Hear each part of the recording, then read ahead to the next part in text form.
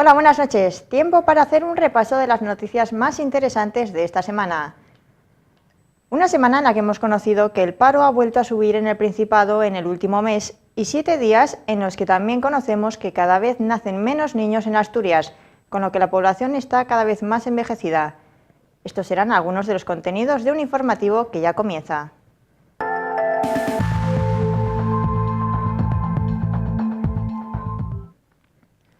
Caja Rural apuesta una vez más por la educación de los niños y jóvenes asturianos. La entidad bancaria se reunió con Francisco Laviana, director general de la Unidad de Ordenación Académica e Innovación Educativa, para hablar de posibles alianzas y proyectos futuros. El lunes se reunieron Francisco Laviana, director general de Ordenación Académica e Innovación Educativa, y Alejandro Díaz, responsable de marketing del programa Comprometidos con Asturias de la Caja Rural, con el objetivo de crear nuevos proyectos de colaboración. Francisco Laviana explicó que Caja Rural ya participa en diferentes iniciativas y que lo que buscan ahora es afianzar lazos.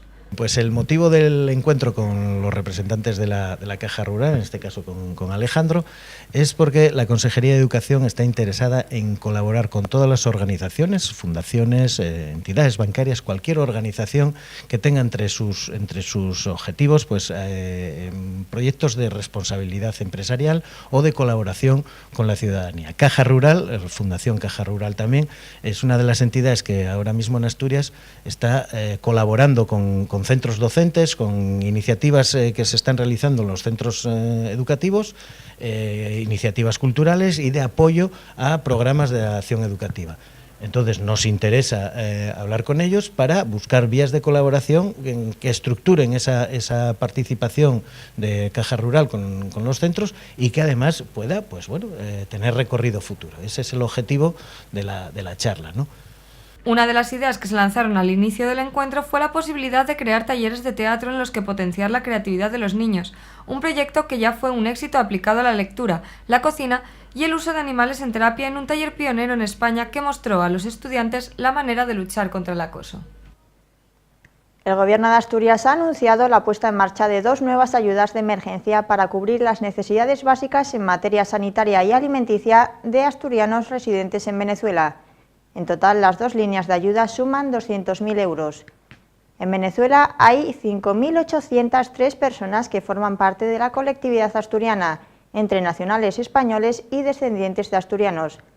La inestabilidad en el país iberoamericano afecta en mayor medida a familias con menores y a los cerca de 2.000 mayores de 65 años.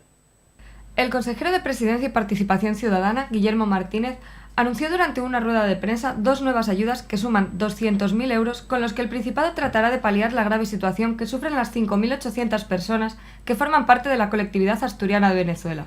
Martínez, que estuvo en todo momento acompañado por Begoña Serrano, directora general de Inmigración del Principado, explicó que la primera iniciativa consiste en la distribución de tarjetas monedero o prepago para la compra de alimentos de primera necesidad en supermercados. Esta ayuda estará destinada a asturianos que no reciban apoyos similares por parte del Gobierno y se prevé que proporcionen 750 ayudas individuales de 180 euros anuales, por lo que cada familia podrá solicitar varias hasta alcanzar un total de 135.000 euros.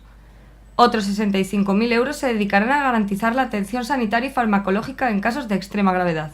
Un programa de estas características está siendo probado ya a menor escala, digamos con menores recursos económicos, por parte del Gobierno de España, también a través de la Fundación España Salud, digamos con menos recursos para cada persona beneficiaria, pero que está siendo ya puesta en marcha por la Fundación España Salud a través de recursos que aporta el Gobierno de España y está funcionando durante los últimos años, incluso para los productos farmacológicos. Por lo tanto, ya les digo que el sistema está aprobado, el sistema funciona y nos parecía que como comunidad autónoma, ya no estamos hablando ni tan siquiera como Gobierno, como comunidad autónoma en estos momentos nos necesita la colectividad asturiana en Venezuela y por lo tanto, bueno, yo quiero agradecer a todos los servicios al Servicio de Inmigración, a la directora general que además recientemente ha estado allí durante varios días realizando una visita en las condiciones que ustedes se pueden imaginar, de inestabilidad, de inseguridad, las condiciones que viven el día a día nuestros asturianos y asturianas allí en Venezuela.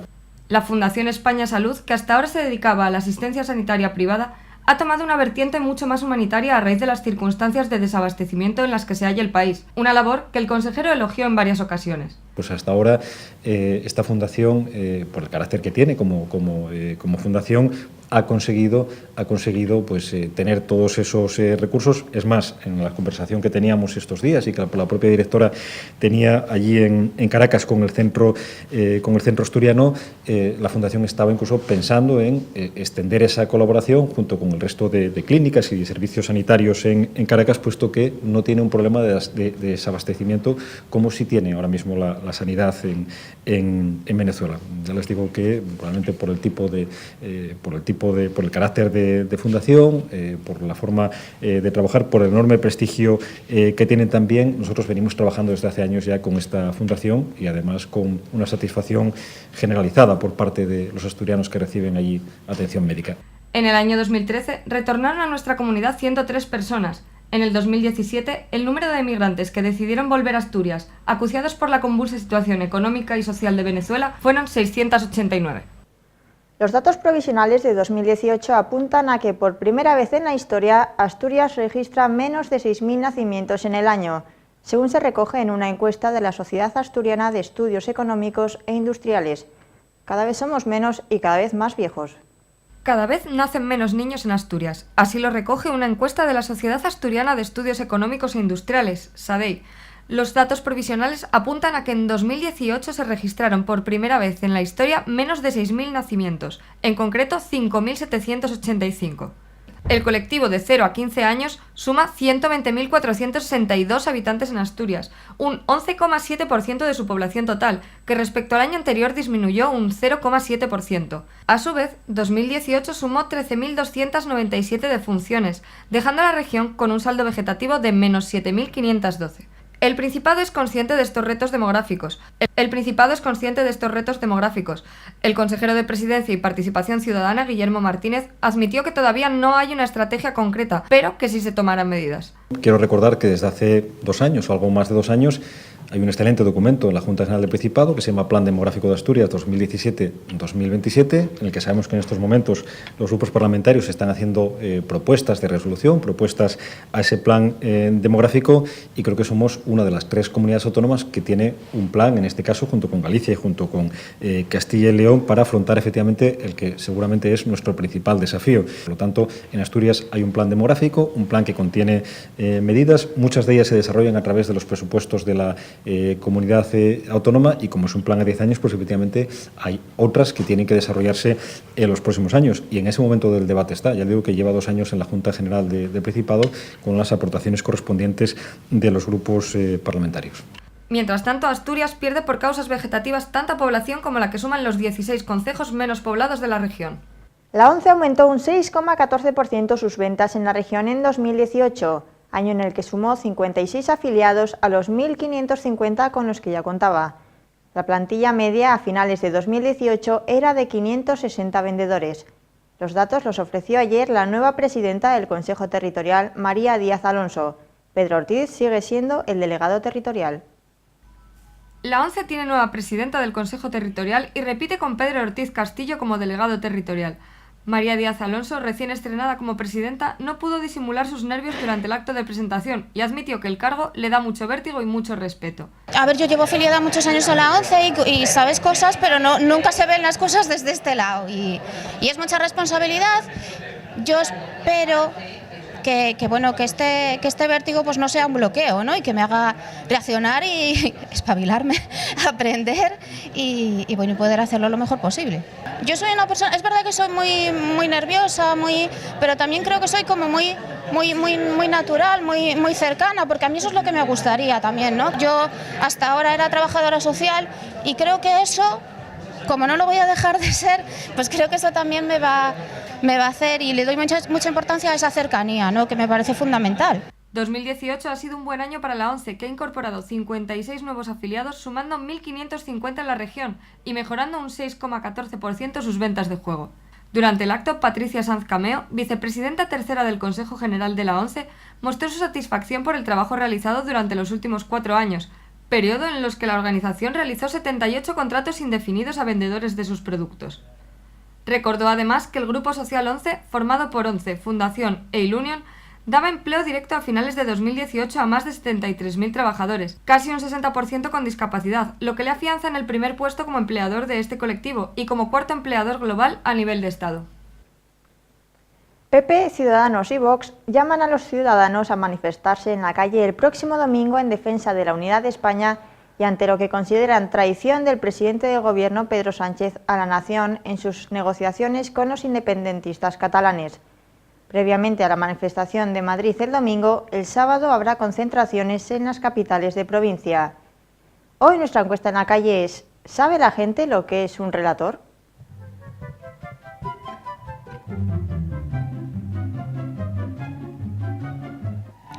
¿Qué es eso?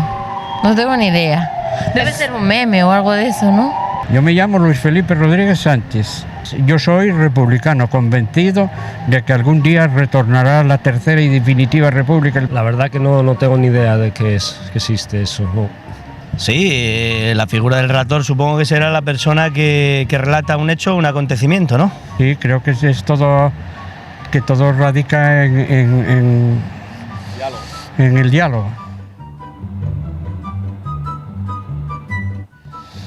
Pues, ¿qué es lo que quiere implantar el gobierno actual? Bueno, quizás sí, un poco sí, pero nada más, tampoco tengo mucha información sobre ello. Bueno, eso ya es un caso específico, entonces ya no es relator, ya sería un mediador, ¿verdad? Sería una figura de mediador. Bueno, mediador los hay en muchos ámbitos de la vida, ¿no? Pero lo que no sé muy bien realmente es si ese mediador va a relatar un acontecimiento que le mandan contar y le mandan solucionar, o va a mediar entre un conflicto entre ambas partes. Sí, lo oí por la televisión, pero en realidad no, en concreto no sabía lo que era. Pues probablemente no haga mucha falta, ¿no? Si dos personas tienen un acuerdo y quieren solucionar un conflicto, lo más normal es que se pongan de acuerdo e intenten buscar con un pequeño protocolo de actuación esa resolución de conflictos, ¿no? Ese mediador, al final, yo lo veo un poco complicado.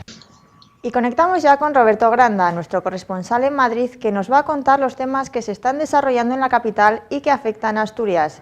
Hola, buenas noches, Roberto, ¿qué tal? Buenas noches, Carmen. Bien, aquí estamos.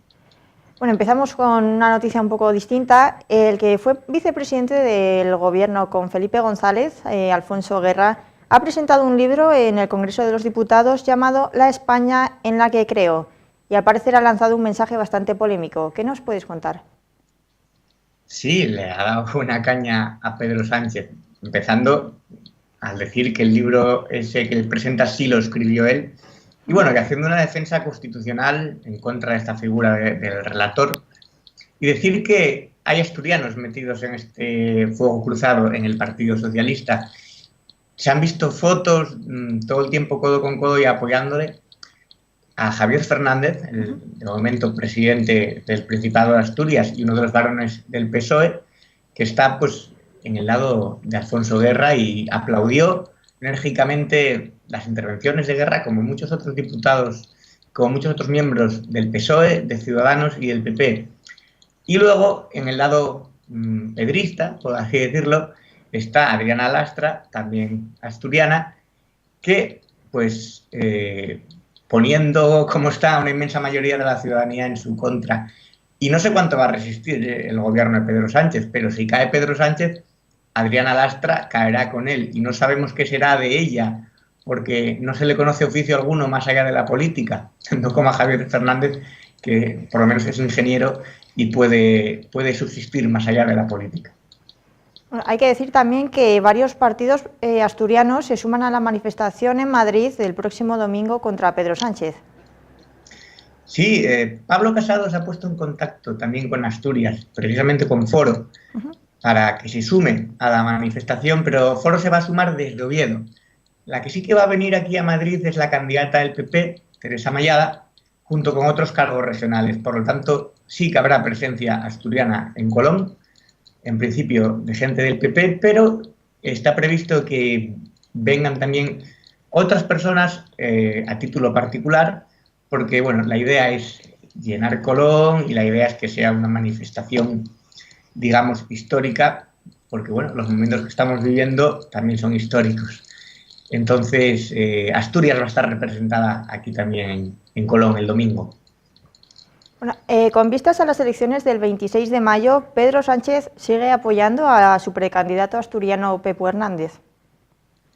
Sí, apuesta personalmente por él, lo que es un poco, bueno, una responsabilidad, una más, dado que no debería interferir en las primarias internas de su partido, pero estamos viendo que sí lo está haciendo.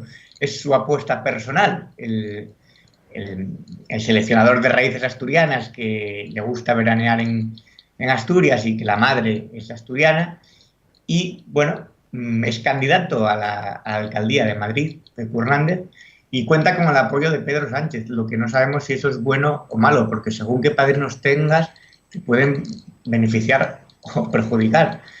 Lo que no entendemos, yo personalmente lo que no entiendo, es que el presidente se marque antes de las primarias, aunque él no puede votar en las primarias, pero que se marque tan claramente, que muestre tan claramente sus preferencias. Pero sí, su preferencia es Pepu Hernández. Bueno, continuamos un poquitín con el tema de elecciones, y es que Podemos Madrid desautoriza a Podemos Asturias por la candidatura a la alcaldía de Gijón. Sí, ya sabemos que Podemos se está desmoronando como un castillo de arena, purgas internas, luchas de poder, y las primarias en Asturias pues no pueden ser de otra manera. Chenique es el actual secretario de organización estatal y uno de los últimos fieles al líder, a Pablo Iglesias. Pues Echenique cree que Rosa María Espiño Castellanos, de Podemos Gijón, debe ser excluida del proceso de primarias por una serie de irregularidades, cosas internas suyas. En Podemos Asturias no piensan así y bueno, parece que hay tiranteces entre, ya digo, entre la Secretaría de Organización Estatal aquí en Madrid y Podemos Asturias, pero no solamente es con Podemos Asturias, evidentemente, tienen problemas en todas las comunidades autónomas y ya sabemos que se están batiendo en retirada y no acabará eso como el Rosario de la Aurora. Y a ver qué pasa con Podemos Asturias porque, bueno, no está muy claro el futuro de casi ninguno de ellos.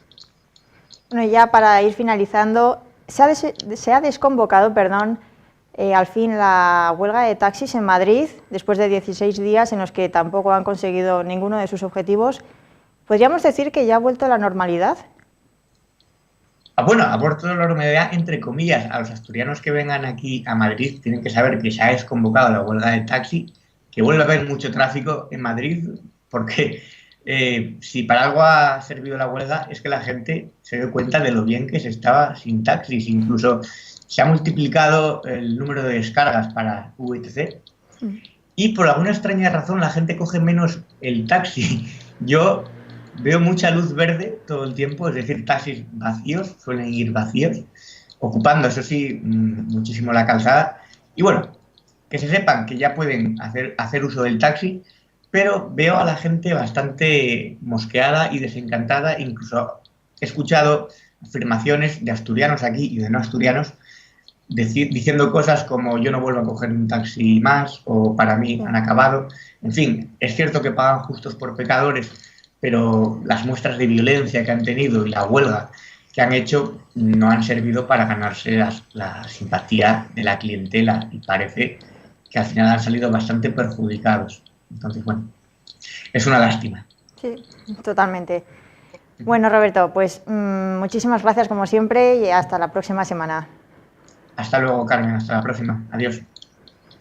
Y con la conexión con Madrid llegamos al final de este espacio informativo. Volvemos el próximo viernes con un nuevo repaso a las noticias más destacadas de la región. Disfruten del fin de semana, precaución si van a salir a la carretera y muy buenas noches.